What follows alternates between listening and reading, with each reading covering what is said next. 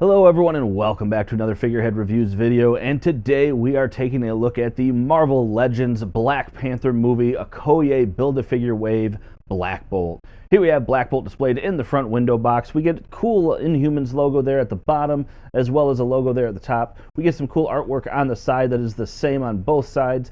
On the back we get a nice product shot as well as all the other figures needed in this wave to build the Okoye Build-A-Figure.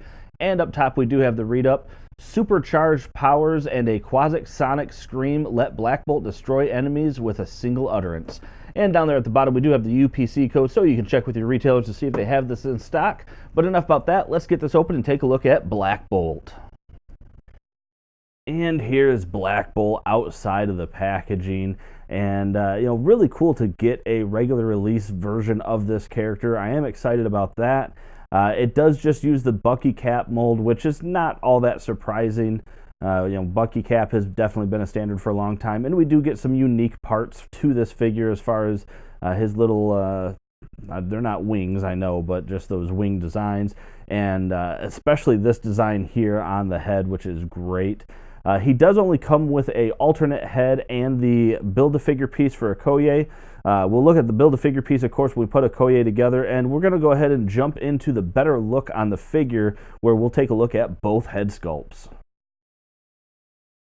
And here we are up close with Black Bolt, and very cool effect going on here. A little bit of that blue paint got on his teeth, but the open mouth is very neat and very well done. The blue obviously supposed to kind of be his powers coming out. The effect up here came out looking very neat, and I love that we got it. It's something different, something they didn't have to do, and I think it came out looking great, and it gives you a complete look for that head sculpt.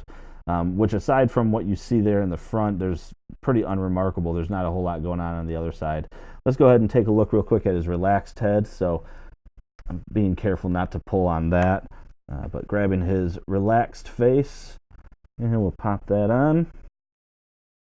Maybe if the peg will hold still.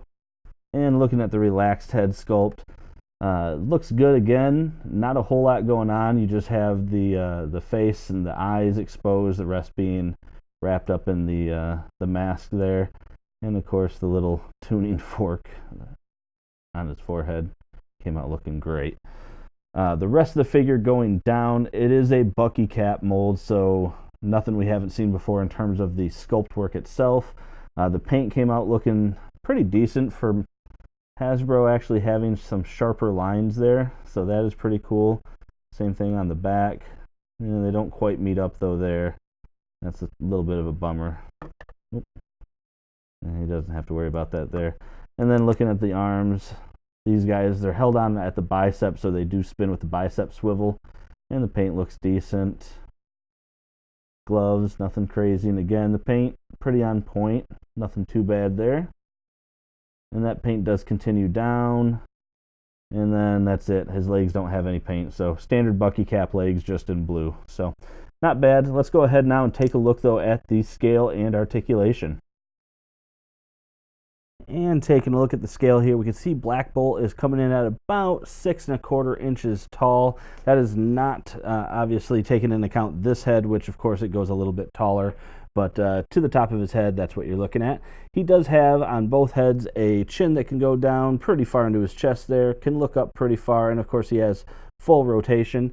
He's got arms. This is the Bucky cap mold, so arms that can come up pretty far, full rotation, although it's going to be kind of weird sometimes with those flares coming out. He does have a bicep swivel, but again, keeping an eye on what you can do with that. Double jointed elbow. He does have a rotation as well as a hinge on the wrist. He's got an ab crunch that can go down pretty far. Can go back, not too bad. He does have a waist rotation, legs that can go out, kick forward very far, backwards not a ton, upper thigh cut, double jointed knees, a boot cut, and then he does have a hinge and ankle pivot. And for a quick comparison, here is everybody standing together. We have the comic characters Iron Man, Namor the Submariner, and Black Bolt, and then the MCU characters Black Panther, Killmonger, Nakia, and Okoye. And that about does it for this review, everyone. And overall, I think there are some very cool things that Hasbro did with this figure. The effects that we get coming off of this head here for sure are one of them.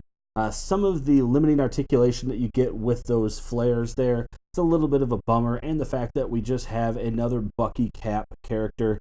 I wish we started to see a transition towards like that Spider-Man 2099 body mold as sort of being the new standard. Just because you get a little bit better articulation there with the butterfly joints and stuff. But Bucky Cap is definitely running its course, and they're getting their fill of figures out of that for sure.